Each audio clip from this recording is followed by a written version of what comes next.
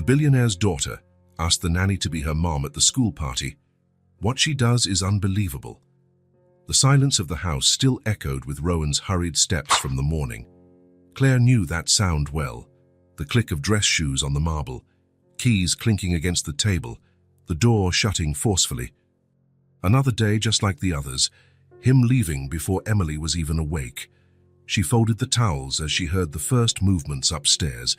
Soon Emily would come down, her messy blonde hair tousled from sleep, looking for the father who was already gone. "Claire?" the small voice echoed down the staircase. "I'm here, sweetie." Emily appeared in her pajamas, dragging a worn-out teddy bear. Her blue eyes still had that sleepy glow, but they already carried something Claire recognized, the silent search for someone who wasn't there. "Did Daddy already go to work?" "He did, but he left a message saying he loves you very much." It was a lie. Rowan had mumbled something about meetings and rushed out, but Claire had learned that little white lies could protect little hearts. Emily nodded, used to it. She climbed onto the kitchen stool and started picking at her cereal while Claire prepared her warm milk. "Miss Taylor said there's going to be a party at school on Friday," she commented, as if it were nothing. "How nice. What kind of party?" "For Mother's Day." The words hung in the air. Claire stopped stirring the milk and looked at Emily, who was now avoiding her gaze, focusing too intently on the colorful cereal. "Oh," was all she could manage to say. "All the mums are going. Jenny said her mum is bringing cupcakes. Sophie said her mum promised to take pictures." Emily spoke quickly, as if the words might run away. "And Emma, even her grandma is going because her mum is traveling." Claire sat down beside her. She knew that tone well. It was the same one Emily used when trying to seem uninterested in things that actually hurt her. "And what do you want to do at the party?" Emily shrugged, but Claire noticed how her fingers squeezed the teddy bear tightly. "I don't know. Maybe I'll get sick on Friday." "Emily? Or maybe Daddy can go. He can pretend it's an important meeting." She laughed, but there was no joy in the sound. "He's good at important meetings." Claire's heart ached. In 6 months of caring for Emily, she had seen Rowan attend 0 school events. There was always something urgent, always a client who couldn't wait. "Your dad loves you very much, you know that, right?" "I know." Emily stirred her cereal forcefully, "but love doesn't show up in pictures." The sentence hit Claire like a punch. 4 years old, and Emily already understood things some adults took a lifetime to learn. They ate breakfast in silence. Emily didn't even eat half, pushing the colorful little stars from one side to the other. Claire pretended not to notice. "I'm going to brush my teeth," Emily announced. "Don't forget to floss," Claire called out, receiving an irritated "I knows" in response. She washed the dishes slowly, lost in thought. Emily was smart, funny, full of life. But there was something about her that resembled a flower, trying to grow in the shade. Always stretching, searching for a light that stubbornly refused to arrive. Rowan wasn't a bad father. He loved his daughter, worked hard to give her the best. The house was proof of that. Expensive toys, designer clothes, a private school. But Emily didn't need things. She needed presence. "Ready!" Emily came running back, now in her uniform. Claire checked her backpack, packed her lunch and tied her shoes. The usual routine, executed with the usual care. On the way to school, Emily was quiet. Claire tried to cheer her up with music and conversation, but the little girl just nodded, lost in thought. "Claire?" she said when they were in the school drop-off line. "Yes?" Emily looked around, seeing other children being dropped off by their mothers. Some were chatting excitedly about the party, showing off colorful notes. "Would you—" she started, but then stopped. "What is it, sweetie?" "Nothing, bye." She ran inside before Claire could insist, but not before Claire saw that look, the same one of someone who wants to ask for something, but is afraid of the answer. The day passed slowly. Claire cleaned the house, went to the grocery store, prepared lunch. Simple work, but she liked the feeling of taking care of the space where Emily was growing up. Rowan called at 2 in the afternoon. "How is she?" "Good. A little quiet today." "Quiet how?" Claire hesitated. She could tell him about the party, about Mother's Day. about the way Emily pushed her cereal around, but Rowan was always rushing. And she had learned that men like him preferred to hear that everything was fine. Just tired. Maybe she slept poorly. Okay, I'll be late. Meeting until 9. Of course, she'll have dinner and be in bed on time. Thank you, Claire. I don't know what I'd do without you. The call ended before she could respond. Claire sometimes wondered if he truly saw what she did there. Not just the food, the cleaning, the practical care, but the smiles she drew from Emily, the tears she wiped away, the fears she chased away at bedtime. At 3:30, she was waiting at the school gate.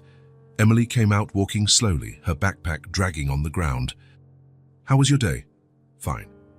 In the car, she stared out the window. Claire tried asking questions, but the answers were monosyllabic.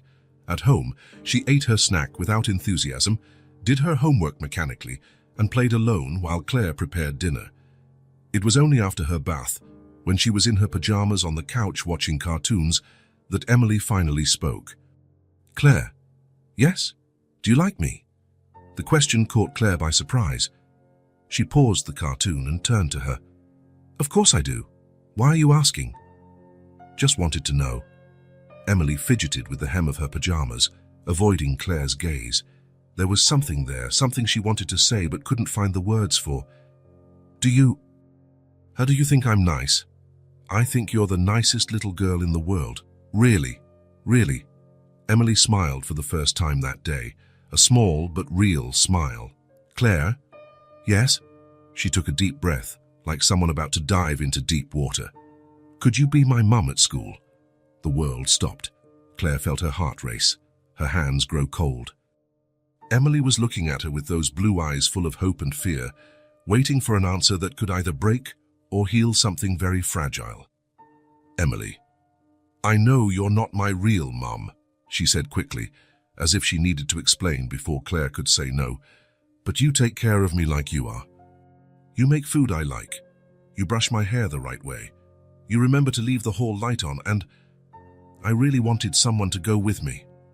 The words came out in a single breath, honest and painful. Claire saw not just a child asking for company, but a little girl trying to fill a void the size of the world. Please, Emily whispered. Just this once. Claire looked at that small child on the big couch, holding a worn-out teddy bear, asking for something so simple and yet so profound, and she knew that regardless of the complications, regardless of what Rowan might think, regardless of everything, she couldn't say no. Of course, she said, her voice almost breaking. Of course I can. The smile that lit up Emily's face was like the sun appearing after a storm. She jumped off the couch and threw herself into Claire's arms, hugging her tightly, like someone embracing a dream that had finally come true. Thank you, she mumbled against her neck. Faiza, thank you, thank you, thank you. Claire closed her eyes and hugged her back, feeling something shift inside her chest. She didn't know exactly what it was, but she knew it was important. She knew that innocent request had moved something that had been still for a long time. And as she held Emily in her arms, a certainty formed. Some things in life don't need an explanation. Sometimes love is simply saying yes when someone needs you. On Friday morning, Emily woke up before her alarm clock. Claire found her in the kitchen, already dressed in the blue dress she had picked out the night before, trying to comb her own hair with both hands. Let me help, Claire said, taking the brush. Do you think I look pretty? Emily asked, nervously fidgeting with her feet. I think you look beautiful. And it was true. The blue dress highlighted Emily's light eyes, and there was something different in the way she carried herself today, an anticipation that made her shine from within. And you? Are you going to look pretty too? Claire laughed. She had chosen a simple beige dress, nothing too flashy. She didn't want to draw attention, just be there for Emily. I'll do my best. I bet you'll be the prettiest mom at the party. The word mom made Claire's heart skip a beat. She still wasn't used to the idea, but seeing Emily's smile, she knew she had made the right decision. Breakfast flew by. Emily ate everything, a rare occurrence, and talked non-stop about the party. Miss Taylor had promised games, music, and a special snack. Each child was going to introduce their mom to the class. "What are you going to say when you introduce me?" Claire asked in the car. "I'm going to say you're my heart, Mom," Emily replied, as if it were the most natural thing in the world. "Heart, Mom." The words echoed in Claire's head the entire way to school. The school entrance was decorated with pink balloons and posters made by the children. Mothers arrived from all sides, some alone, others in groups, all dressed up for the occasion. Claire felt a flutter in her stomach. What if someone asked about Emily's real mother? What if they found out she was just the nanny? But Emily held her hand firmly. "Come on," she said, pulling her inside. "I want to show you my classroom." The classroom was transformed. Tables were pushed against the walls, little chairs were in a circle in the center, and the children's drawings were hung everywhere. Miss Taylor, a young woman with brown hair, greeted each mother at the door. "You must be Emily's mom," she said to Claire with a warm smile. Claire opened her mouth, but Emily was quicker. "This is my heart, Mom, Miss Taylor." Her name is Claire. The teacher seemed to understand immediately. Her smile grew even more affectionate. "That's lovely, Emily. Welcome, Claire." Emily pulled Claire to show her the room. She pointed to her drawing on the wall, a house with 3 people, a small girl, a tall man, and a woman with blonde hair. "That's us," she explained, pointing. "Oh, you're me and Daddy." Claire swallowed the lump in her throat. In the drawing, the 3 of them were holding hands, smiling. The family Emily wished she had. "It's beautiful," she managed to say. Other children approached, curious. Emily introduced Claire to each of them with evident pride. "This is Emma," she said, pointing to a girl with braids. "Emma, this is my heart, Mum." Emma waved shyly. Her grandmother, an elegant lady, greeted Claire kindly. "What a sweet term," she commented. "Heart, Mum." The party began with all the children sitting in the circle. Miss Taylor asked each one to introduce themselves along with their guest. When it was Emily's turn, she stood up, full of pride. "This is Claire," she said to the class. "She's my heart, Mom. She makes the best sandwiches in the world, knows all the princess stories, and never forgets to leave the light on when I'm scared." The silence that followed was different from an awkward silence. It was the kind of silence that happens when something very beautiful and true is said. Claire felt her eyes well up. She stood beside Emily and waved to the class. "Hi, everyone. It's a pleasure to meet Emily's friends."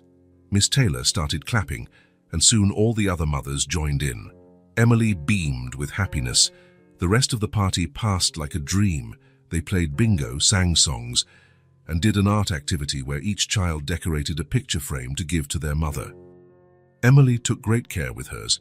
She glued golden stars around the frame and wrote in her crooked handwriting, "For my heart, Mom." "It's for you," she said, handing it to Claire. "Thank you, sweetie. I'll keep it forever." At snack time, they sat together at a small table. Emily chatted excitedly with the other children, telling jokes and laughing loudly. Claire noticed how different she was, more relaxed, more confident. "She's radiant today," commented Sophie's mother, a red-haired woman who sat next to Claire. "She really is. You two have a very special bond. You can see it from a mile away." Claire looked at Emily, who was now helping a smaller classmate open her juice box. "She's an incredible little girl. And you're a very lucky mom." The word mom still sounded strange to Claire's ears, but less and less so. Maybe because today, seeing Emily so happy, she really did feel a bit like a mom. The party ended with a performance by the children. They sang a song about mother's love, making adorable gestures with their little hands. Emily sang while looking directly at Claire, smiling from ear to ear. When the song finished, she ran into Claire's arms. "Did you like it?" "I loved it. You sang so beautifully." On the way out, several mothers greeted Claire. Some commented on how happy Emily seemed. Others complimented the girl's dress. No one asked intrusive questions.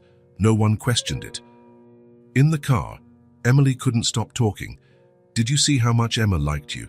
And Sophie's mum said my dress was beautiful. And Miss Taylor said I was the child who participated the most today. You really were very excited." "It's because I was happy." Emily paused, thoughtful. "You know, Claire, I used to be jealous of the other kids at school. They had mums who went to the parties, who knew the teachers, who knew their friends' names. Claire adjusted the rearview mirror to get a better look at Emily's face. And today? Today, I was just like them. Today I had someone too.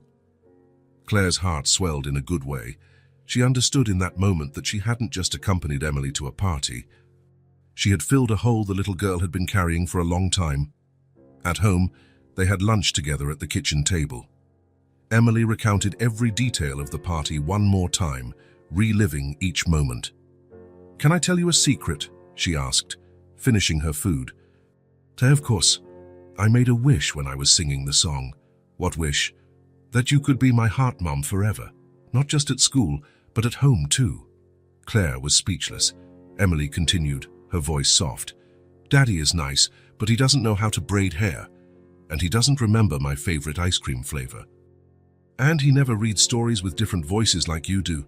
Emily, I know you can't live here forever. I know one day you'll leave, but until then, can you keep being my heart mom?" The question was so pure, so full of hope, that Claire felt like crying and smiling at the same time. "Of course I can. Promise. I promise." Emily jumped from her chair and hugged Claire tightly. "Thank you for today. Thank you for letting me have a party just like the other kids." That evening, after dinner and a bath, they snuggled on the couch to watch a movie. Emily was quiet, but it was a good quiet, the kind of someone who is content. "Time for bed," Claire announced when the movie ended. Emily didn't complain. She walked up the stairs slowly, still half asleep. Claire helped her into her pajamas and brushed her teeth. In bed, Emily curled up under the covers, holding her worn-out teddy bear. "Claire?" "Yes?" "It was the best day of my life." The words came out in a whisper, but reached Claire's heart with the force of a shout. She kissed the girl's forehead and tucked in the covers. "Sleep well, sweetie." "I love you, heart mom." "I love you too." Claire turned off the light but left the one in the hallway on, as she always did. She went downstairs slowly, still processing the day. In the kitchen, she washed the dinner dishes and put away the toys scattered around the living room. The usual work, but today it felt different. Today, it felt like she was taking care of her own home, her own family. She sat on the couch and looked at the picture frame Emily had made. The golden stars shimmered under the lamplight. "For my heart, Mom," the crooked letters said. Claire held the gift against her chest and closed her eyes. "It was the best day of my life," Emily had said, and Claire knew she would cherish that sentence like a precious secret for the rest of her life. Some things didn't need to be explained or complicated. Sometimes love was just that, being present, being chosen, truly mattering to someone. And today, for the first time in a long time, Claire felt like she truly mattered to someone. In the days that followed the party, something changed between them. Emily started seeking out Claire in a different way, not just when she needed something, but when she wanted to share a thought, a feeling, a small discovery. It was Monday morning, and Rowan had left even earlier than usual, a 3-day business trip to London. The house felt even quieter without him. "Claire," Emily came down the stairs, dragging her feet, still in her pajamas. "Good morning, sleepyhead. Did Daddy already leave for his trip?" "He did, but he left this for you." Claire pointed to a card on the kitchen table. Emily opened it slowly and read aloud. "To my princess, Daddy will be back on Thursday. Be good for Claire. I love you." She folded the card carefully. "He always writes the same thing. He loves you very much." "I know." Emily climbed onto her stool and rested her chin in her hand. "But sometimes I wonder if he misses me when he travels." The question caught Claire off guard. It was the kind of reflection she didn't expect from a 4-year-old. "Of course he does." "Why would you think he doesn't?" "Because he never calls when he's away. And when he comes back, he doesn't ask what I did. He just asks if I was good." Claire served the cereal and sat down next to Emily. There was a quiet sadness in the girl's blue eyes. "Maybe he doesn't know how to ask other things. You always know what to ask. Yesterday you asked what color I dreamed in, if I liked the story Miss Taylor told, and if my knee still hurt from when I fell."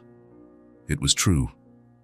Claire found herself paying attention to the details of Emily's life in a way she hadn't even realized. It wasn't work, it was genuine interest. It's different, I spend all day with you. Daddy lived with me when I was a baby. Before Mommy left, Claire stopped stirring her own coffee. Emily never talked about her mother. Rowan had only mentioned that she had left the picture when Emily was very young. Do you remember her?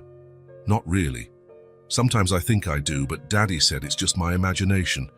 Emily stirred her cereal without eating. I have a picture of her on my desk. She was pretty like you. Like me. Blonde hair, light eyes, but her face didn't have that kind look yours has. Claire felt something tighten in her chest. Emily observed the world so deeply for a child. What do you mean? In the picture, she's smiling, but her eyes look empty. Is like when Daddy smiles but is thinking about work. Emily finally took a spoonful. Your eyes always match your smile. The conversation stayed in Claire's head all day. As she folded laundry, prepared lunch, and organized toys, she thought about Emily's mother. How could a woman abandon such a special child? In the afternoon, on the way home from school, Emily was quiet in the car. How was your day? Fine. A pause. Claire? Yes. Sophie asked if you were my real mom. And what did you say? That you were more of a real mom than a lot of real moms. Claire smiled in the rearview mirror. That was very smart. It was the truth. Sarah's mom yells at her all the time. Tom's mom never remembers to pick him up from school. Emily paused. You never do any of those things. Because you're important to me. Am I? The question came out small, vulnerable. Claire parked the car in the garage and turned around. Of course you are. You're one of the most important people in my life. Really? Really? Emily smiled, but the smile soon faded. Claire, can I ask you something? Always. Why don't you have any kids? The question hit a sensitive spot. Claire was in her late 30s, had been in serious relationships before, but had never reached the point of thinking about marriage or children. I just haven't found the right person to have a family with yet. Do you want to have kids one day? Yes, I think so. And if you had a daughter, would you want her to be like me? Claire's heart melted. She unbuckled her seatbelt and turned completely toward Emily. If I had a daughter, I would be very happy if she were exactly like you. Really? Really. You're funny, smart, kind, and brave. Emily was silent for a few seconds. Sometimes I pretend you're my mom, not just at school. At home too. What do you mean? When you make my sandwich, I think, my mom is making my lunch. When you help me brush my teeth, I think, my mom wants me to have healthy teeth. When you leave the light on, I think, my mom knows I'm scared of the dark. Each sentence was like a small revelation. Claire realized that, without noticing, she had become the mother figure Emily never had. And how do you feel when you pretend that? Happy. Emily fiddled with the teddy bear she always kept in her backpack. But also a little sad. Why? Because it's just make-believe. They went inside in silence. Emily went straight to the living room and flopped onto the couch, still in her uniform. Claire followed and sat beside her. Do you want to talk about it? About what? About feeling sad. Emily curled up on the couch, hugging the teddy bear to her chest. Sometimes I wonder what I did wrong. What do you mean? For my mom not to want to stay with me. The voice came out small, almost a whisper. Daddy said she left, but he never said why. Claire felt her heart break. She pulled Emily closer, letting the girl snuggle up beside her. Sweetie, you didn't do anything wrong. Nothing at all. But if I were a better girl, maybe she would have stayed. Emily, listen to me. Claire lifted the girl's chin so she would look into her eyes. You are perfect just the way you are. If your mother left, it was because she had her own problems, not because you weren't good enough. How do you know? Because I spend every day with you. I see how kind you are to your friends, how you help when someone gets hurt, how you worry when you think you've hurt someone's feelings. Emily snuggled even closer to Claire. I wish you were my real mom. I know. Not just for a day, or just at school, forever. Claire closed her eyes and kissed the top of Emily's head. The smell of baby shampoo mixed with the scent of a child made her feel something she had never felt before. Sweetie, do you think it's wrong for me to want that? It's not wrong. It's natural for you to want someone who takes care of you with love. But is it possible? Emily's eyes shone with hope. Can someone become a mom just by wanting it a lot? The question was so innocent, so full of longing, that Claire's chest tightened. Love makes a lot of things possible. So, you can be my heart mom forever? I can. Promise. I promise. Emily smiled for the first time since they got home from school. Do you know what I like most about you? She asked, playing with Claire's fingers. What? You always really listen to me. You don't just pretend to listen while thinking about other things. How do you know the difference? By the eyes. When someone is really listening, their eyes are focused. When they're pretending, their eyes look distant. Once again, Claire was surprised by Emily's maturity. You're very smart. It's because I pay attention to people. Emily shifted on the couch. Daddy has distant eyes almost all the time. Even when he's talking to me, maybe he's just tired. Or maybe he doesn't know how to be a real dad.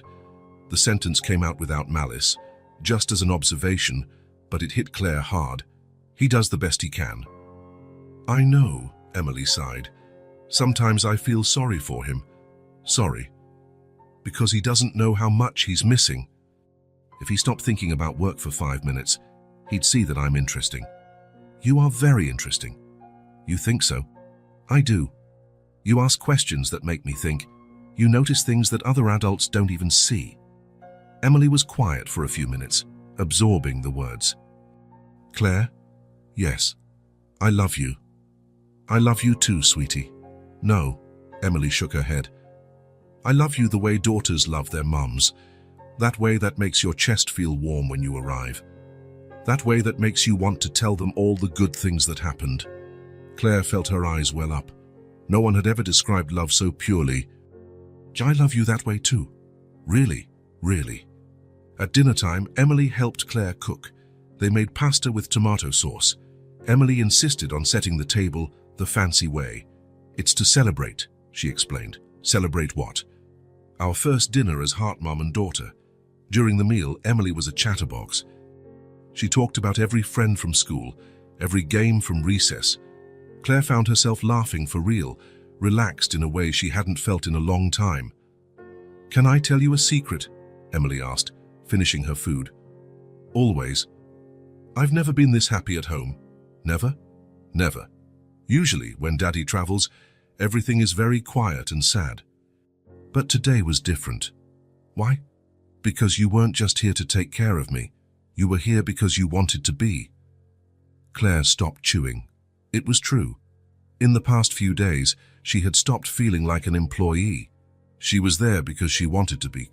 Because Emily mattered to her in a way that transcended any professional obligation.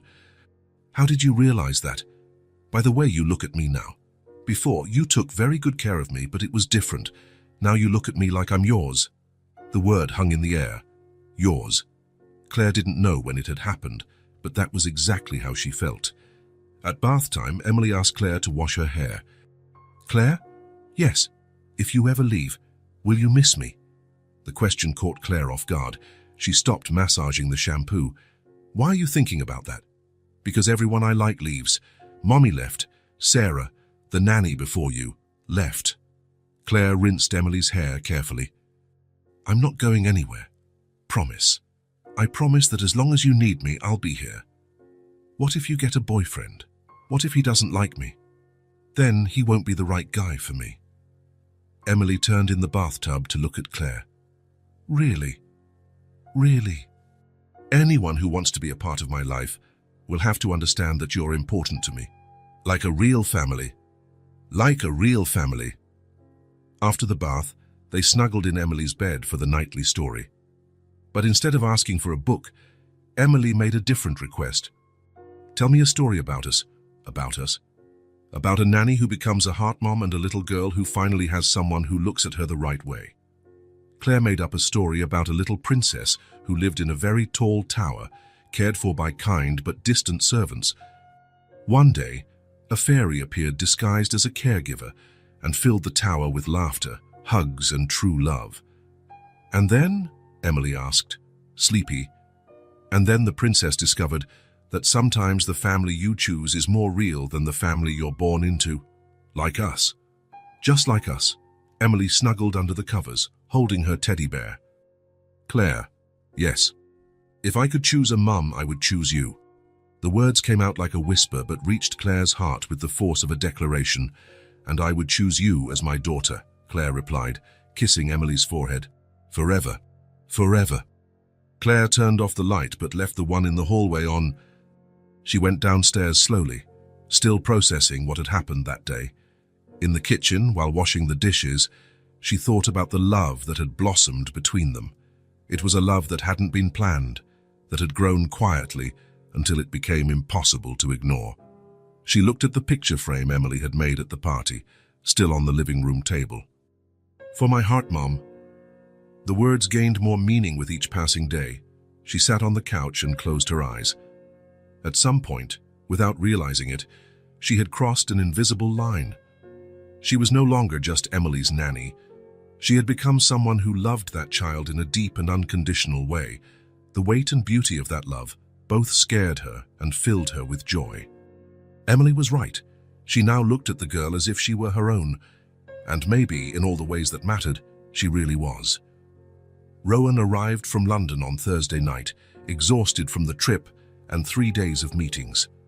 He expected to find the house in its usual silence, Emily already asleep, Claire tidying up the last few things before leaving. Instead, he was greeted by laughter coming from the kitchen. He paused at the doorway, observing a scene he had never witnessed before. Emily sitting on the counter, swinging her legs, excitedly telling a story about school.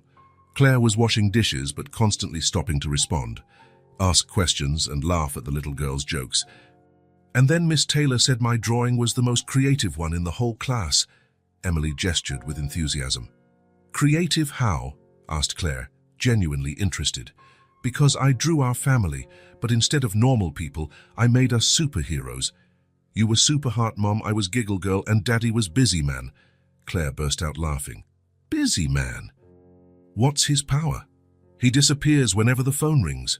They laughed together, and Rowan felt a strange sensation in his chest. When was the last time he had heard Emily laugh like that? When was the last time she had spoken about him in such a light-hearted way? "Daddy!" Emily saw him in the doorway and jumped off the counter, running to hug him. "You're back." "Hi, Princess." He lifted her off the floor but continued to watch Claire. "How was the trip?" "Productive." Rowan put Emily down. "How did she behave?" "Perfectly, as always." "Daddy, you have to see what I made at school." Emily pulled his hand. "And I learned a new song, and Claire taught me how to make heart-shaped pancakes, and we watched a movie about dolphins, and—" Rowan blinked, surprised. Usually, when he returned from a trip, Emily barely looked at him, answering his questions with monosyllables. Now she was talking so much she hardly took a breath. "Whoa, slow down," he laughed. "So one thing at a time, but I have so many things to tell you." Emily bounced on her feet. "Did you miss me?" The question caught him off guard. Did he? He had thought of her during the trip, of course, but more in the sense of hoping everything was running smoothly at home. "Of course I did."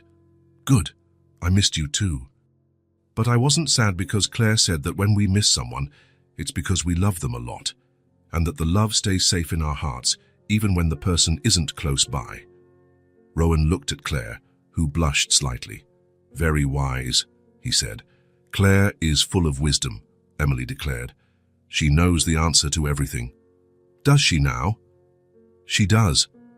She knows why the sky is blue, why dogs wag their tails when they're happy, and why sometimes we cry even when we're not sad." Rowan began to realize that something had changed in the dynamic of the house. There was a different energy, a lightness he didn't remember feeling before.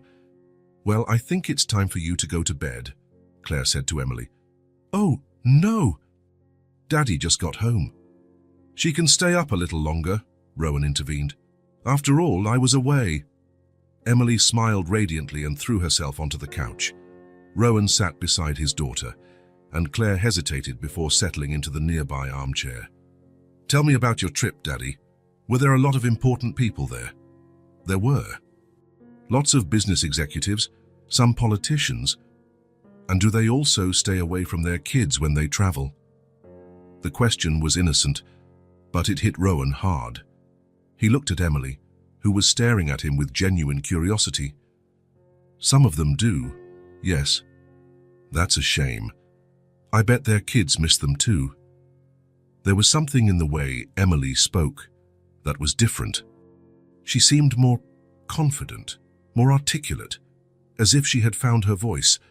Rowan took out his phone and showed her a few pictures from the trip. Emily asked questions about everything: the buildings, the people, even the hotel where he stayed. "Did you eat by yourself?" she asked. "Most of the time, yes." "How sad. Eating alone is no fun." Emily turned to Claire. "Tess, we always eat together, don't we, Claire? And we always talk about interesting things." "What kind of interesting things?" Rowan heard himself ask. "About the dreams I had, what I learned in school, the birds that build nests in the backyard." Emily paused. "Do you want to have dinner with us tomorrow?" "I promise I'll ask you interesting questions too." The invitation was so sincere, so full of hope, that Rowan felt a tightness in his chest. Of course, that would be great. "Really?" Emily's eyes lit up. "You won't have a meeting?" "I won't have a meeting. Not even an important phone call." "Not even an important phone call." Emily clapped her hands. "That's going to be the most special day. We can cook together. Claire taught me how to make lots of yummy things." After Emily went to bed, Rowan stayed in the living room with Claire. "She's different," he commented. "Different how?" "More alive, more talkative." He paused. "Happier, I think." Claire smiled. "She's an amazing little girl. She just needed someone to really talk to. Really talk to. You know, ask questions about what she thinks, not just about what she did. Listen to the answers. Laugh at her jokes." Rowan felt a bit embarrassed. "I ask questions." "You do?" Claire's response was gentle, but they're usually practical questions. "Or how was school? Did you do your homework? Did you brush your teeth? And what kind of questions do you ask? What was the funniest thing that happened today? If you could have a superpower, what would it be? What color do you think dreams are?" Rowan was silent, absorbing her words. She likes those questions. She loves them. And her answers are always surprising. On Friday morning, Rowan woke up with a strange feeling. For the first time in years, he didn't feel the urge to rush to the office. He wanted to stay home, to spend time with Emily. He called his secretary and cancelled all his appointments for the day. "Really?" Emily couldn't hide her surprise when he announced he was staying home. "The whole day." "The whole day. And what are we going to do?" "Whatever you want." Emily thought for a few seconds. "Can I really choose?" "You can. Then I want us to cook together, the three of us, like a real family." The phrase, "like a real family," echoed in Rowan's mind. Was that what was missing? The feeling of family. They spent the morning in the kitchen. Emily directed the operation like a little chef, teaching her father the techniques she had learned from Claire. Rowan was surprised by his daughter's patience, by the gentle way she corrected his mistakes. "No, Daddy, you have to stir slowly, or the egg will turn rubbery," she explained, holding his hand to guide the movement. "Claire taught me that cooking is about care, not about rushing." Rowan watched Claire, who was preparing a salad on the other side of the counter. She smiled as she watched the father and daughter work together. "Claire, aren't you going to help us?" Emily asked. "You two are doing great on your own, but it's more fun when everyone participates." Claire joined them, and Rowan noticed how her presence changed the dynamic. Emily became more relaxed, more herself. "Can I ask you something?" he said to Claire as they chopped vegetables. "Of course. How do you get her to talk so much?" "She usually barely answers when I ask about her day." Claire paused, thinking about her answer. "I think it's about showing that you really want to know, not just because it's a father's duty to ask, but because you're genuinely interested in the answer." "And how do I show that?" "By asking follow-up questions. If she says she had a nice day at school, ask what exactly was nice about it. If she mentions a friend, ask about the friend. Rowan watched Emily, who was focused on mixing the ingredients. You do that so naturally. Because I genuinely care about the answer. Claire looked at him. And you care too. You just need to show it. In the afternoon, they went out to the backyard. Emily wanted to teach her dad how she and Claire took care of the plants. Rowan was surprised to find that his daughter knew the names of all the flowers and recognized the birds that visited the garden. How did you learn all this? He asked, genuinely impressed. Claire teaches me. She says it's important to pay attention to the world because it's always showing us incredible things. Rowan looked around his own backyard as if seeing it for the first time. When had he stopped noticing the things around him? Want to see something cool? Emily pulled his hand to a corner of the garden. We planted these seeds last week. Look, tiny green sprouts were emerging from the soil. What did you plant? Sunflowers. Claire said they always face the sun, as if they're looking for the light, just like me when you come home from work. The comparison touched Rowan in an unexpected way. Emily always looking for him, waiting for his attention, just as the sunflowers sought the sun. Tours, that's very beautiful, princess. When they grow, they'll be huge, taller than me. In the evening, after the dinner they had prepared together, the three of them settled in the living room. Emily was visibly tired, but happy. Daddy? Yes? This was the second best day of my life. Rowan smiled, expecting her to elaborate. But something about the phrase intrigued him. And what was the first? Emily looked at Claire, then back at her father. It was the day Claire was my mom at school. The silence that followed was profound. Rowan felt as if someone had punched him in the stomach. He looked at Claire, who had stiffened in her armchair, then at Emily, who didn't seem to understand the weight of what she had said. When was this? He asked, his voice lower than he intended. At the Mother's Day party. Emily snuggled on the couch. I asked Claire to go with me because all the other kids were going to have their mums there, and I didn't want to be alone. Rowan vaguely remembered Emily mentioning a school party, but he had been so busy he barely paid attention. And how was it? It was perfect. Emily's eyes shone with the memory. Oh, Claire dressed up nicely. She met my friends. She sang the song with me, and everyone said we looked a lot alike. Alike how? In our kind way. Sophie's mom said you could tell we really loved each other. Rowan looked at Claire again. She was clearly uncomfortable, but Emily kept talking. And you know what the coolest part was? What? Rowan could barely form the question. For the first time, I felt just like the other kids. I had someone who came just to see me, who was proud of me, who paid attention to me. Emily paused. That was the day I understood what it's like to have a real mom. The words hit Rowan like an avalanche. He realized, with painful clarity, that he had failed his daughter in a way he had never imagined. While he worked to give her all the material things, she was growing up with an emotional void he hadn't even noticed. And Claire had filled that void without fanfare, without asking for anything, simply because she cared. Daddy.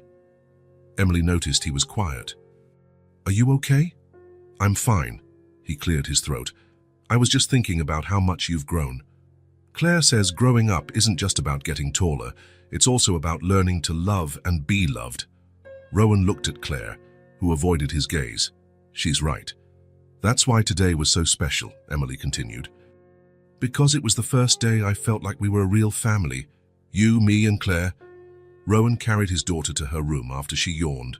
He helped her into her pajamas, brushed her teeth, and sat on the edge of her bed. Daddy? Yes? Can you do this more often? Stay home, play with me, put me to bed. I can. And for the first time, he really meant it. I'll try to do this more often. Promise? I promise. Emily smiled and closed her eyes. I love you, Daddy. I love you too, Princess. Rowan went downstairs slowly, processing the day. He found Claire in the kitchen, putting away the last of the dishes. Claire, yes? Thank you. For what? For everything. For taking care of her. For being what I should have been. Claire stopped drying the plate and looked at him. You're a good father, Rowan. You were just lost. I was. He paused. I still am. Really. But today I saw what I was missing. She's an incredible little girl. She is, and you made her blossom. They stood in silence for a few minutes. So I hope you don't mind what happened at the school party. I didn't want to overstep any boundaries, but she was so sad. I don't mind. He cut her off. In fact, I'm grateful. You did something for her that I should have done, but didn't. You can still do it. She loves you very much. I know. And now I know she deserves more than what I was giving her. Rowan looked around the kitchen, at the house that suddenly felt more alive, more full of love. Thank you for helping me see that. For the first time in a long time, he felt present, truly present, and he promised himself he wouldn't forget again what it meant to be a real father. The changes began subtly, almost imperceptibly. On the Monday following the day they spent together, Rowan called his office at 5 in the afternoon. Cancel the 6 o'clock meeting, he told his secretary. Reschedule it for tomorrow morning. Are you sure? It's with the Morrison client. I'm sure. And Margaret. Cancel the Thursday evening ones too. In fact, block off every Wednesday and Thursday after 5. There was a pause on the other end of the line.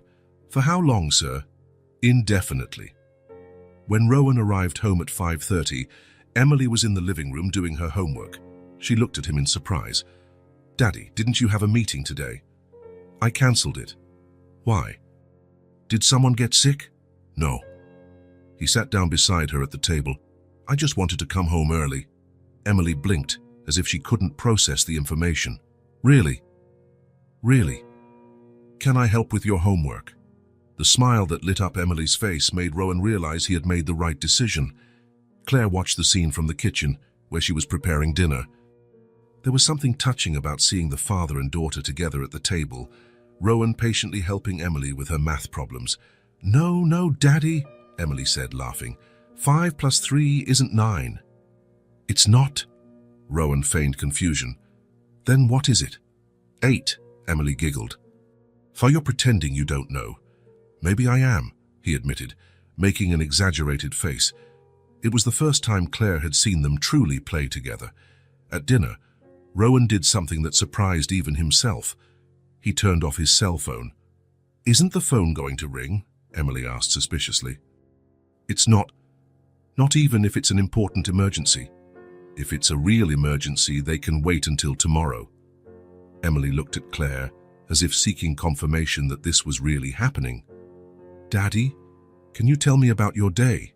She asked, cutting her chicken into small pieces. My day? Yeah, like, what interesting things did you do? Did you meet any nice people? Did anything funny happen? Rowan paused to think. Usually, his days were a sequence of meetings, phone calls, and emails, but today he had paid attention to different things. Today, I saw a man on the street feeding pigeons, he said. He must have been in his 70s, and he talked to each pigeon as if they were old friends. Really? Emily perked up. And what did he say? Things like, Good morning, Gertrude, how's your wing today? And, Peter, you're eating too much. You'll get fat. Emily laughed heartily. He named the pigeons. He did. And I wondered if they really knew him, or if he was just a lonely man creating friends. I think they knew him, Emily said with conviction. Animals are smart. They know when someone is kind. Claire listened to the conversation with a smile on her face. It was the first time she had seen Rowan truly converse with Emily, not just ask routine questions. And you, Princess, how was your day? Normal, but something funny happened. Emily got excited. Tommy brought a hamster for science class, but the hamster escaped from its cage, and Miss Taylor climbed onto a chair screaming. The teacher is afraid of hamsters. She is, and everyone was looking for the little guy all over the room. Emma found him inside her backpack. Rowan laughed for real, and Emily continued to recount every detail of the story, gesturing with enthusiasm. Claire realized that something fundamental had shifted. She was no longer mediating the conversations between father and daughter. They were finding their own rhythm. In the following days, the new routine established itself naturally. Rowan would come home around 5:30, ask about Emily's day, and help with homework when needed. They ate dinner together, the three of them, talking about various topics. Claire noticed that her own position in the house was changing. She was no longer just the nanny who looked after Emily until Rowan returned. She had become an integral part of the family, a natural presence that no one questioned. "Claire, would you like some dessert?" Rowan asked one Thursday, serving ice cream for Emily. "Sure." He served a bowl for her too, as if it were the most natural thing in the world. The formality of employer and employee was gone. There was a comfortable familiarity, as if she belonged in that space. "Tomorrow is Friday," Emily said, licking her spoon. "Can we make homemade pizza?" "We?" Rowan asked. "You, me, and Claire, like a Friday night tradition." Rowan looked at Claire. "So what do you think?" "I think that's a great idea." "Then it's settled. Friday is pizza night." Emily clapped her hands, happy. "And can we watch a movie too?" "We can. And make popcorn. And make popcorn. It's going to be the best day of the week." Claire smiled, seeing how Emily radiated happiness with these small family traditions. On Friday night, the kitchen turned into a battlefield. Flour was scattered all over the counter, tomato sauce on the wall, grated cheese on the floor. Emily directed the operation, teaching her father how to stretch the dough. "No, Daddy, you have to spin it, not pull it," she laughed, trying to correct Rowan's disastrous technique. "Try like this." He tried to spin the dough and it nearly flew into the wall. "Let me show you," said Claire, taking the dough from his hands. "It's like this, see?" She demonstrated the movement with skill, and Rowan watched attentively. "You make it look so easy." "It's practice." "My grandmother taught me when I was a kid." "Tell us more about your grandmother," Emily requested, always curious. Claire smiled, spreading tomato sauce on the dough. "She was Italian, tiny but bossy. She used to say that food made in a hurry had no taste." "Just like you," Emily exclaimed. "You always say cooking is about care." I learned from her. "Did your family always cook together?" Rowan asked, sprinkling cheese on the pizza. "Always. Sunday was sacred. Everyone in my nonna's kitchen, making pasta, laughing, arguing, talking." Claire paused, lost in the memory. "Those were the happiest days of my childhood." "Like today?" Emily asked. "I just like today." Rowan watched the scene, Claire and Emily working side by side, flour on their noses, smiles on their faces. He himself was splattered with tomato sauce but didn't care. When was the last time he had so much fun doing something so simple? "Done," Emily announced as they put the pizza in the oven. "So now we wait and pick a movie."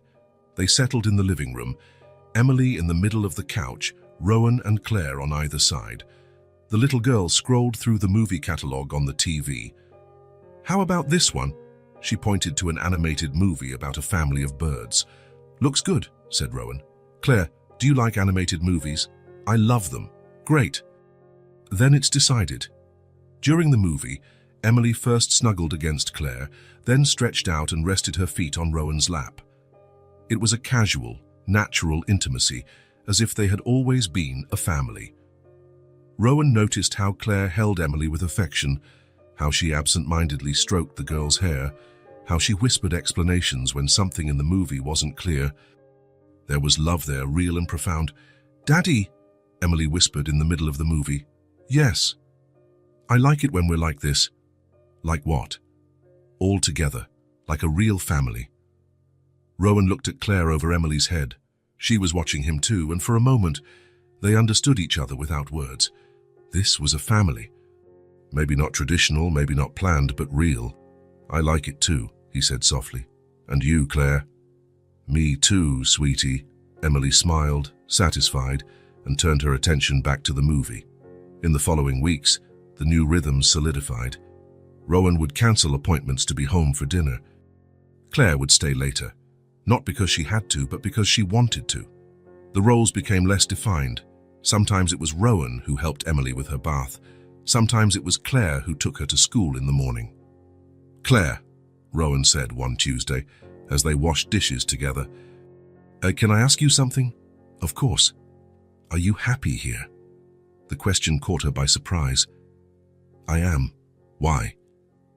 because I realize that you've become part of the family, and I don't want you to feel like you're stuck here, or that you have obligations beyond your job.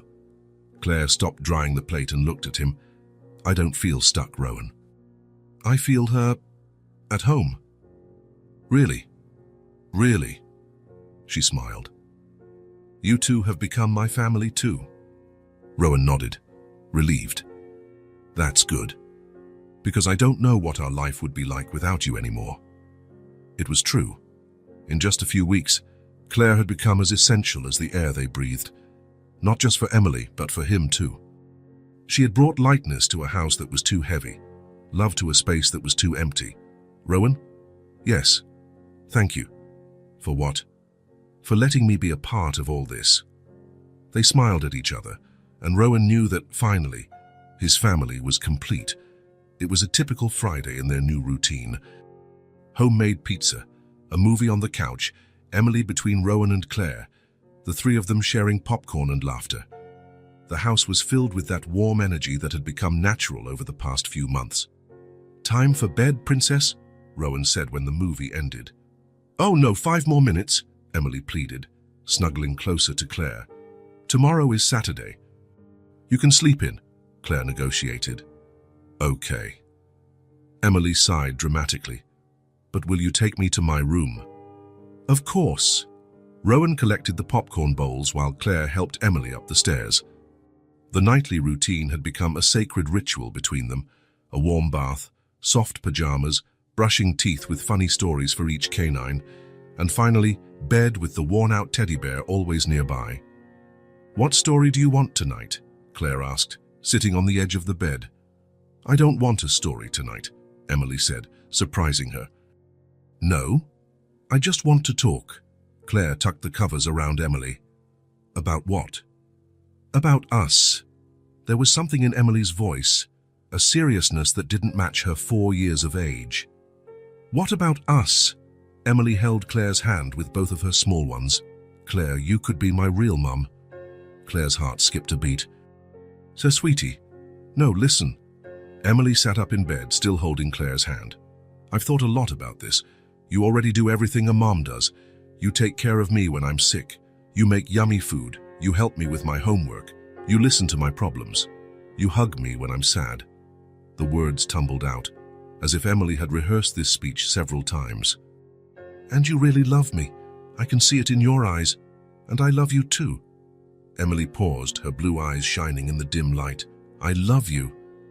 The simple phrase hit Claire like a wave. She felt her eyes well up. I love you too, sweetie.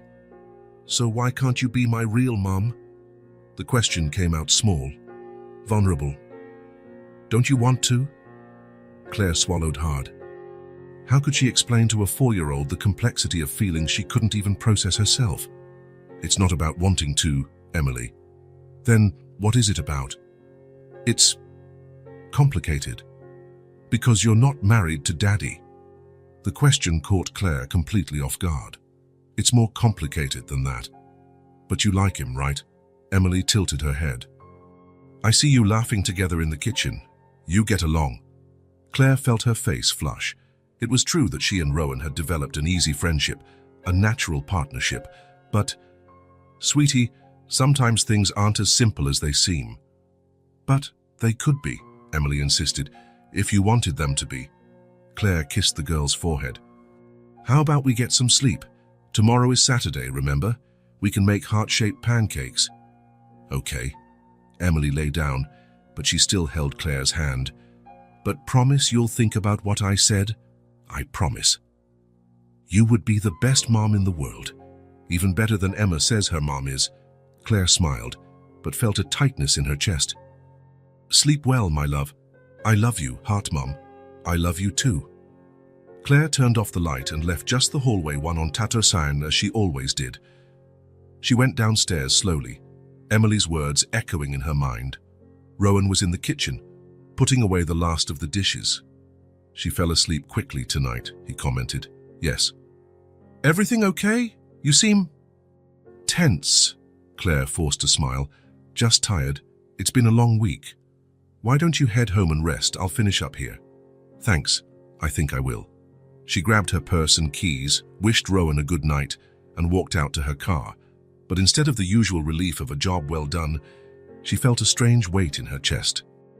On the drive home, Emily's words replayed in her mind. "You could be my real mom, I love you." Claire's apartment was small and quiet, a stark contrast to the lively house she had just left. She threw herself onto the couch and finally allowed the tears to come. They weren't tears of sadness, they were tears of a joy so intense it hurt. Emily loved her. Not just as a nanny or a caregiver, but as a mother. The little girl wanted her to be her real mother, and that was exactly the root of the problem. Claire got up and went to the window, looking out at the empty street. What was she doing? At what point had she allowed the lines to become so blurred?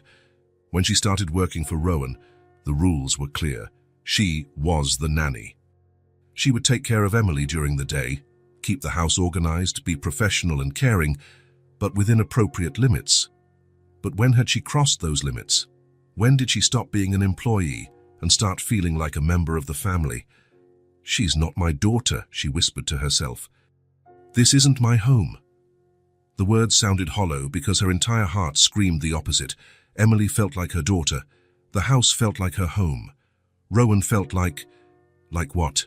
A partner, a friend, something more.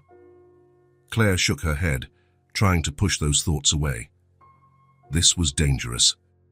She was getting too involved, dreaming of things that didn't belong to her. What if Rowan met someone? What if he decided to get married? Where would that leave her? She would just be the nanny who got too attached, who would need to be gently dismissed so the new family could flourish. The thought made her feel nauseous. She walked over to the small desk in the corner of the living room and pulled out a sheet of paper.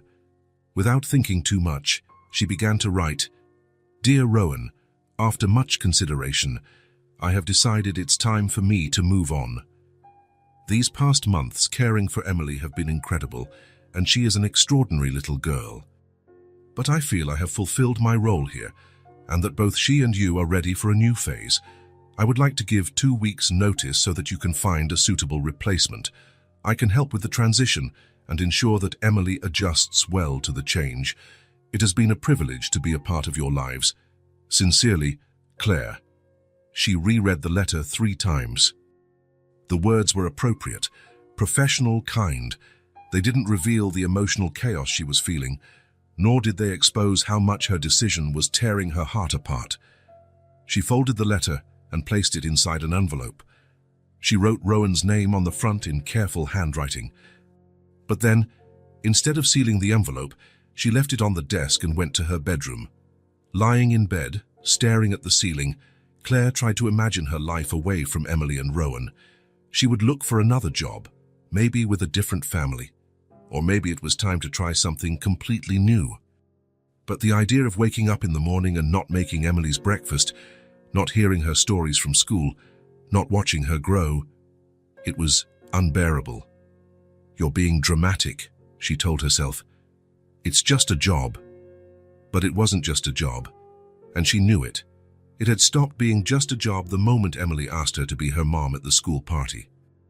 Or maybe even before that, on the first day the little girl ran into her arms after getting hurt in the backyard. Claire turned over in bed, hugging her pillow. Tomorrow was Saturday.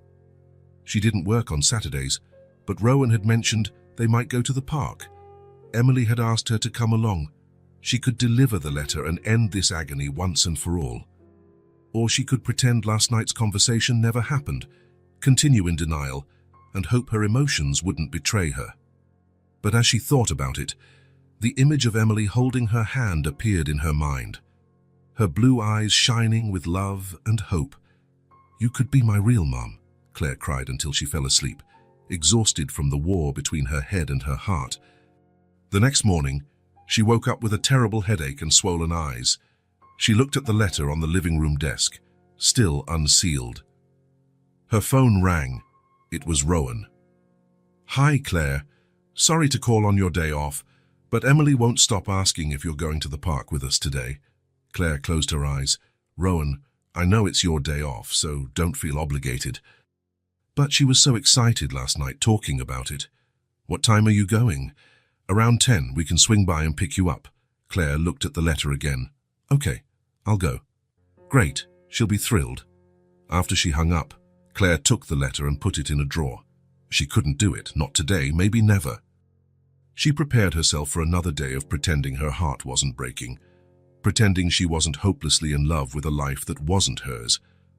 But when Rowan and Emily arrived to pick her up, and Emily shouted "Claire" and ran into her arms as if she hadn't seen her in weeks, she knew she was lost.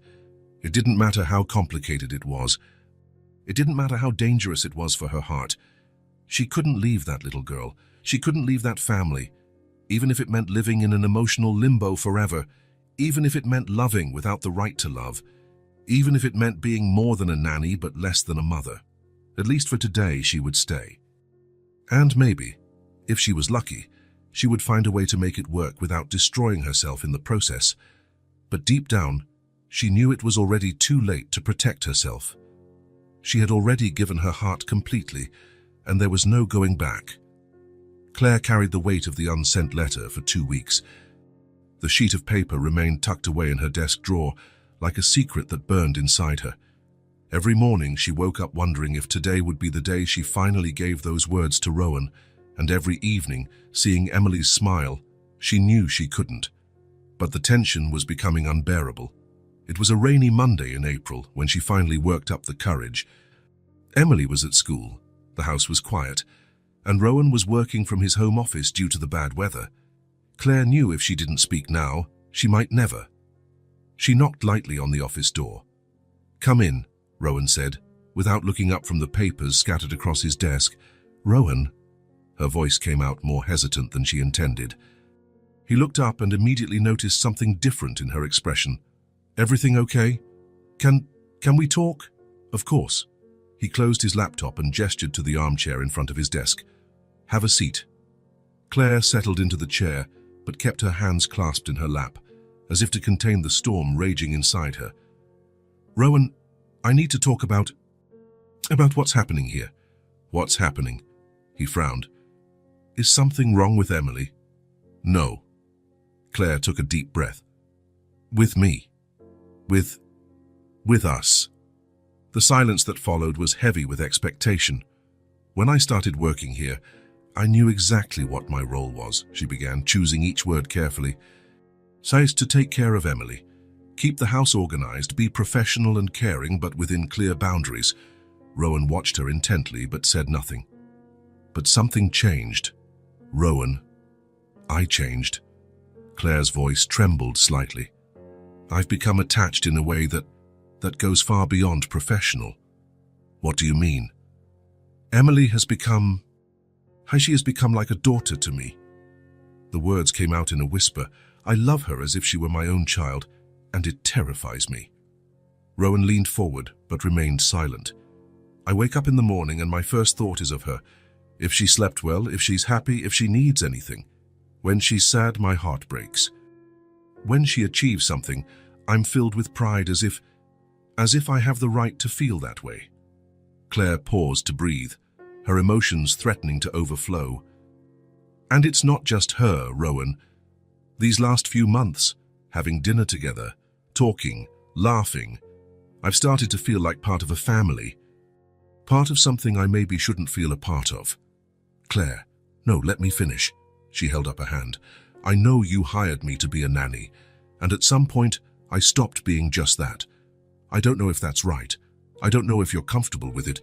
I don't know if I should keep my distance." The tears she had held back for weeks finally began to fall.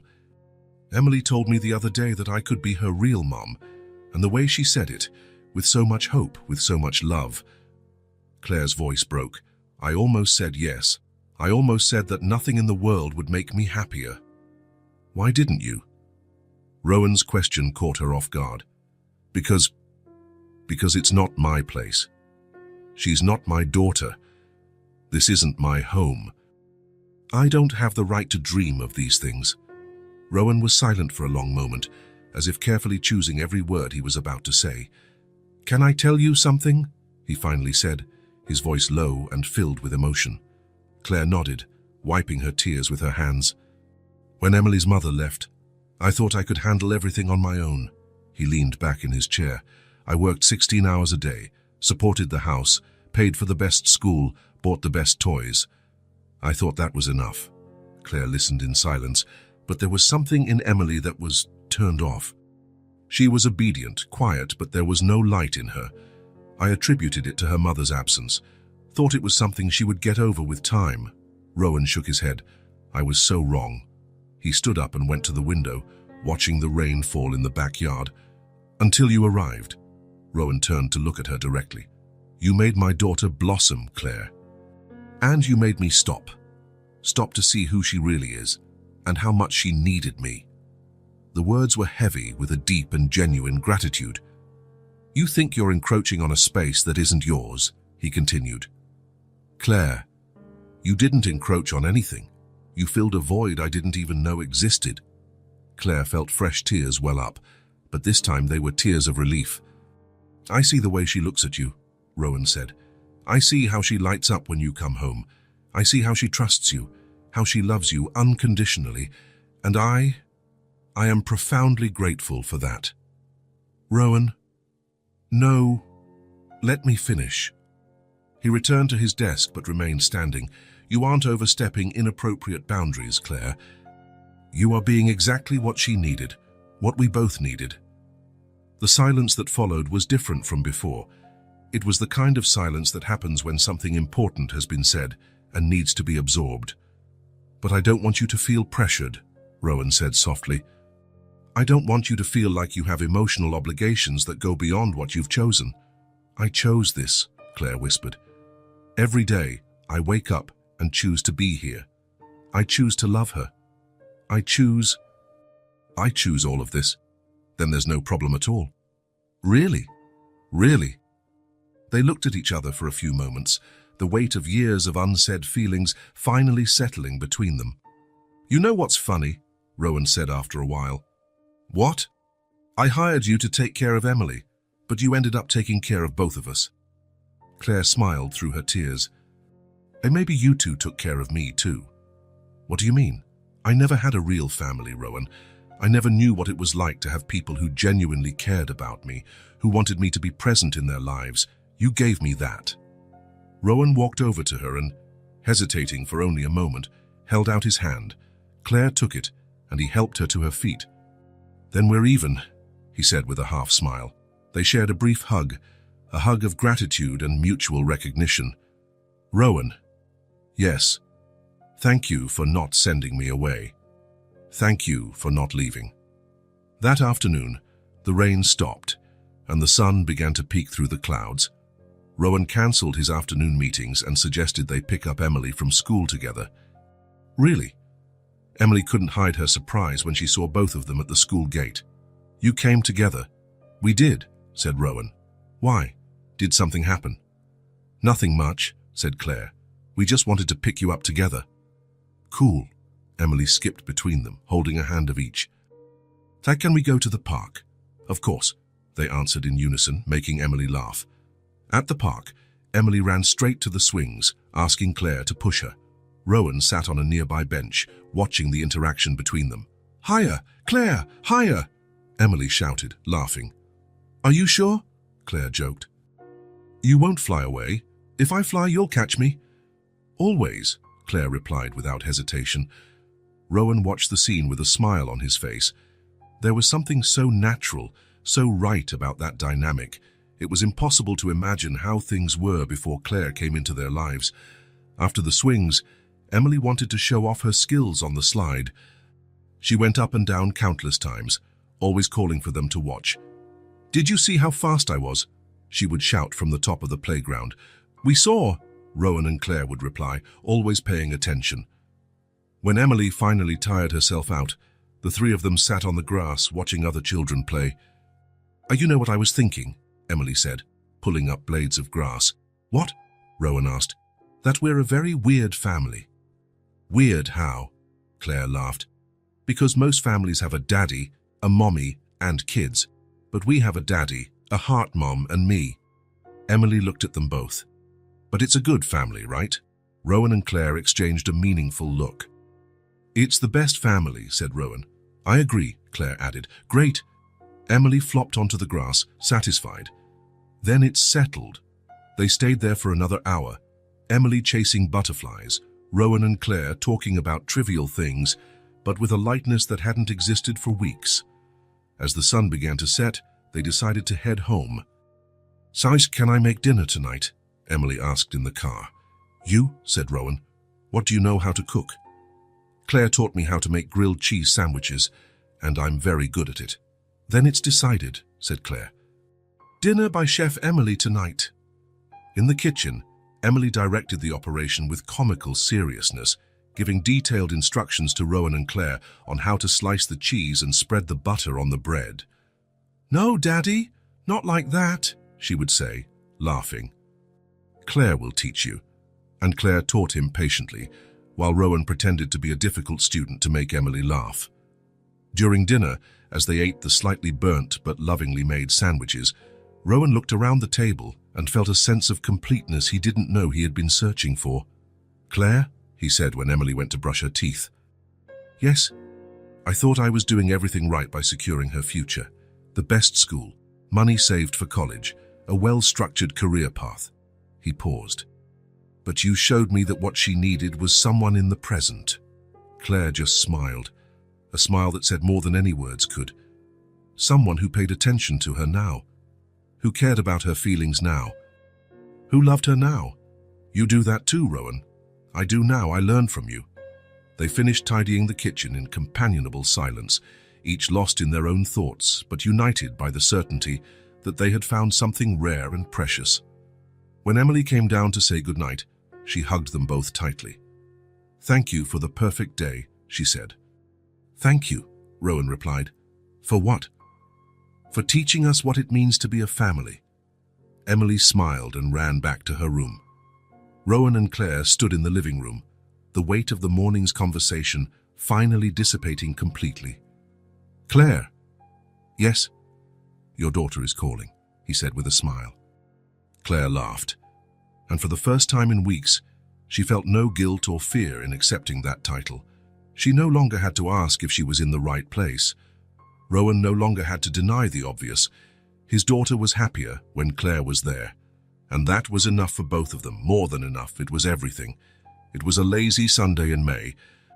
Emily was spread out on the living room floor, surrounded by crayons and sheets of paper, completely absorbed in her artistic creation.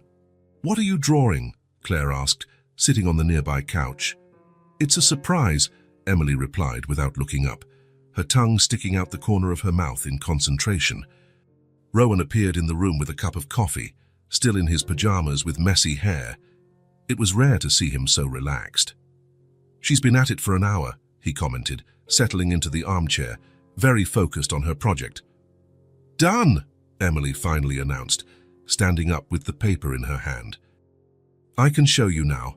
She held the drawing up for them, her eyes shining with expectation. "It's our house," she explained. The drawing showed a simple house with a red door, 2 windows with blue curtains, and a chimney releasing heart-shaped smoke. In the yard, there were colorful flowers and a tree with enormous apples. But what really stood out were the 3 figures in front of the house. On the left, a tall man with dark hair. In the middle, a small girl in a yellow dress with blonde hair. On the right, a woman, also blonde, in a green dress, holding the girl's hand. They were all smiling, they were all holding hands. "That's us," Emily said, pointing to each figure. "Hi, Miss and Claire." Rowan leaned in to get a better look. "It's very beautiful, Princess." "Do you really like it?" Emily asked, anxious. "I love it," Claire said, and it was absolutely true. "Want to know something cool?" Emily sat between them on the couch. "We're holding hands because we're connected. Because we're a family, right?" The question was simple but filled with hope. Emily looked first at Claire, then at Rowan, waiting for confirmation. Claire felt her eyes fill with tears, not tears of sadness, but of a joy so pure it overflowed. "Yes," she said, her voice choked with emotion. "We are." "Really?" Emily turned completely toward her. "Really, really, really, really. And you, Daddy?" Emily looked at Rowan. "Do you think we're a family too?" Rowan looked at the drawing, then at Emily, then at Claire. There was something in his eyes she had never seen before. A deep peace, a quiet certainty. "I do," he said simply. "Haas, we're the best family I know." Emily clapped her hands and threw herself into Claire's arms, who hugged her tightly, still with tears in her eyes. "Can I hang the drawing on the fridge?" Emily asked. "Of course," said Rowan. "Place of honor." "I'll go get tape," Emily announced, jumping off the couch and running to the kitchen. Rowan and Claire were left alone in the living room, the drawing still between them. "That's how she sees us," Claire said softly. "That's how we are," Rowan corrected. In the kitchen, they taped the drawing to the refrigerator door, right in the center downs where everyone could see it. "Perfect," Emily declared, admiring her work. "Now everyone who comes in here will know we're a family." "And what if someone asks about our different family?" Claire asked. "I'll say that family isn't just about who you're born with," Emily replied with conviction. "Family is who chooses to stay together." The 4-year-old's wisdom left the two adults speechless. "Where did you learn that?" Rowan asked. "Here," Emily said, pointing to her own chest. "In my heart." She ran back to the living room, leaving Rowan and Claire alone in the kitchen. "She's right," Rowan said, heading to the stove. "Want some tea?" "Please." Claire sat at the table, watching Rowan prepare the drink. There was something comforting in this domestic ritual, in the familiarity of his movements, in the way he knew exactly how she liked her tea. When the water boiled, Rowan placed the tea bags in the mugs and poured the hot water. The steam rose, creating small aromatic clouds in the sunlit kitchen. He turned to hand a mug to Claire, and their eyes met. No words were needed. In the simple gesture of offering the tea, prepared exactly as she liked it, in the mug that had become hers, there was a silent acknowledgement. She belonged here.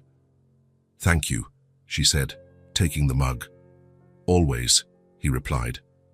They drank their tea in comfortable silence, watching through the window as Emily, who had gone out to play in the yard, chatted animatedly with the flowers, inventing stories about butterfly kingdoms. "Rowan." "Yes." "Thank you for letting me be a part of all this." "Thank you for wanting to be a part." "I always wanted to," she admitted. "From the first day, I think. I just didn't know if I was allowed." "You are," he paused. "You always were." Emily ran in through the kitchen door, her cheeks flushed from running in the sun. "Can I call Grandma?" she asked Rowan. "I want to tell her about our drawing." "Of course." "Claire, will you come with me?" "I want you to talk to her too." "Me?" Claire was surprised. "Are you sure?" "Of course, your family now." When evening came and Emily was finally asleep, Rowan and Claire stood in the living room, looking at the drawing on the fridge through the open kitchen doorway. "She has a talent for art," Rowan commented. "She has a talent for many things," Claire replied, "including seeing what really matters. Our daughter is very wise." "Our daughter?" The words hung in the air, natural and right. "She is," Claire agreed. And in that moment, looking at the drawing of 3 figures holding hands in front of a house full of love, Claire knew she had found her place in the world. There was no contract, no solemn promises, no ceremony, but there was a clear and unshakable feeling. She belonged here forever. If this story touched your heart, subscribe to the channel and turn on notifications so you don't miss the next ones.